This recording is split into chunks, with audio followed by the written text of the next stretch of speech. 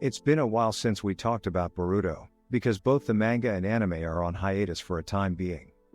Hello everyone and welcome back to another Naruto, Boruto, video by Weeb Talks. Today as mentioned we're going to talk about the sequel series to the legendary Naruto manga and anime, also known as the series of Minato's grandson and Naruto's son series, aka Boruto, Naruto's Next Generation. As you may know, Boruto's story in both manga and anime is currently on a hiatus after reaching the end of its first part, which concluded with a huge cliffhanger and set up the stage for the much-awaited timeskip since beginning of the series.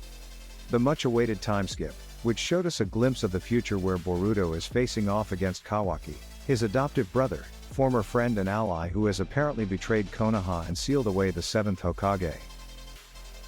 The timeskip will also show us how Boruto and his friends have grown up and become stronger, as well as introduce new threats and challenges for them to overcome. But what about Naruto and Sasuke, the two current strongest shinobi in the world and the mentors of Boruto and Kawaki respectively? How will they fare in the post-timeskip era of the series? Will they regain their lost powers or will they remain sidelined by the new generation? In this video, we're going to explore the possible fate of the 7th Hokage and the other 7th Hokage after the timeskip, based on the latest manga chapters and some theories. Before we begin, make sure to hit that subscribe button and turn on notifications, if you haven't already, so you don't miss any of our future videos. And if you enjoy this video, please leave a like and a comment below. It really helps us out a lot. Now let's get started. The fate of Naruto Uzumaki. Naruto Uzumaki was living his childhood dream of becoming the Hokage of the Hidden Leaf Village, years after the Fourth Great Ninja War, that is, until the Otsutsuki clan started making their move. Being the 7th Hokage and the strongest living shinobi in the world, he had to face them head-on whenever they threatened his village and his family. He fought against Momoshiki and Kinshiki, who were defeated with the help of Sasuke and Boruto. But then came Ishiki Otsutsuki, who proved to be too much for the previous duo of main characters, Naruto and Sasuke to handle. In order to defeat Ishiki, Naruto forcefully had to sacrifice a big part of himself.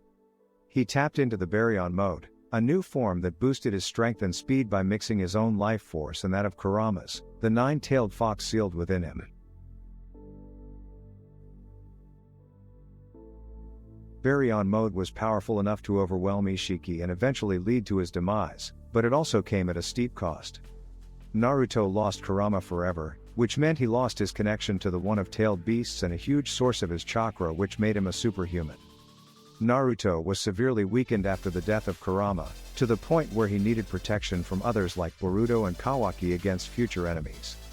He was no longer that strong that he used to be, and he could not use any of his signature jutsu that relied on Kurama's chakra, such as Tailed Beast Cloak, Tailed Beast Transformation, Tailed Beast Ball and the Six-Path Sage Mode, which required the chakra of all the tailed beasts. He was also more vulnerable to physical attacks and injuries, as shown when he was injured by Code, one of Ishiki's loyal followers who inherited his white karma mark. Naruto's weakness is what led Kawaki to eventually seal him away in a different dimension using his karma power.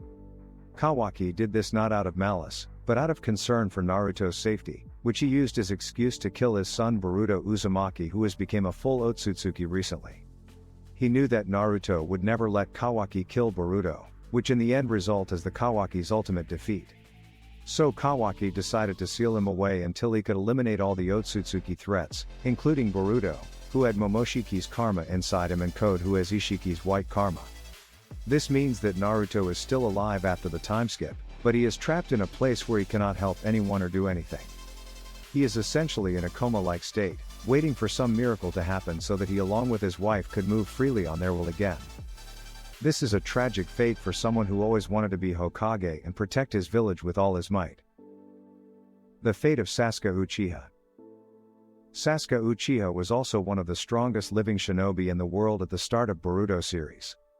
He was Naruto's equal and rival, as well as his best friend and ally.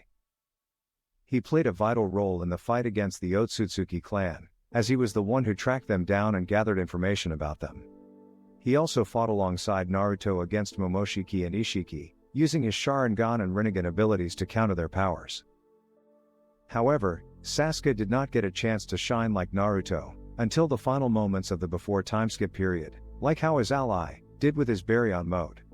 Instead, he was constantly on the receiving end of the Otsutsuki's attacks, and he suffered a lot of damage and injuries throughout the battles. He lost his Rinnegan, his most powerful eye, when Boruto, who was possessed by Momoshiki, stabbed it with a kunai. He was left with only his eternal Mangekyo Sharingan and its abilities along with some techniques he already knew. Sasuke was also severely weakened by the loss of his Rinnegan, which gave him access to many abilities such as teleportation, dimensional travel, gravity manipulation, chakra absorption, and more. He could no longer use any of these techniques, nor could he switch places with Naruto or anyone else using his space-time ninjutsu. He was also susceptible to Shinjutsu, as shown when he was affected by Ida's Senrigan ability. Sasuke's fate after the time skip is not as clear as Naruto's, but he is still alive and active. But during the time skip, he'll be training the son of 7th Hokage at the fullest, even after becoming the traitor once again, but this time for the sake of protecting the whole world in this absence of his best friend but friend's son along with him as his apprentice and an ally. During the time skip, Sasuke may have found a way to restore some of his lost powers or compensate for them with new ones. He may have learned new jutsu or acquired new weapons or tools to aid him in combat. He may have also trained harder to improve his physical abilities and improved his ocular skills along with having a huge chakra reserves once again. He may have even found a way to get a new Rinnegan, by the prosthetic left arm made up from Hashirama Senju's, the first Hokage, cells, or would have got his Rinnegan back, as it would have healed with time, or he might ask Orochimaru to help him out. Whatever the case may be, Sasuke will return with Boruto after the time skip and continue to fight against the Otsutsuki clan and their allies. He may also try to rescue Naruto from Kawaki's seal. As he's not gonna sit out quietly and do nothing. He might end up battling against with his fellow villagers or even worse against the other great nations, as he'll be marked as traitor during the time skip. At the peak again. Once the time skip of Boruto concludes, Naruto and Sasuke will return with different roles and statuses in the story. Naruto will be the sealed Hokage who needs to be freed from, while Sasuke will be the rogue shinobi who traveled with Boruto and trained him to control Momoshiki's karma. They will both face new challenges and enemies that will test their limits and push them beyond their comfort zones. However, this does not mean that they will remain weak or irrelevant in the post-time skip era. On the contrary, they may find ways to regain their lost powers or even surpass them with new ones.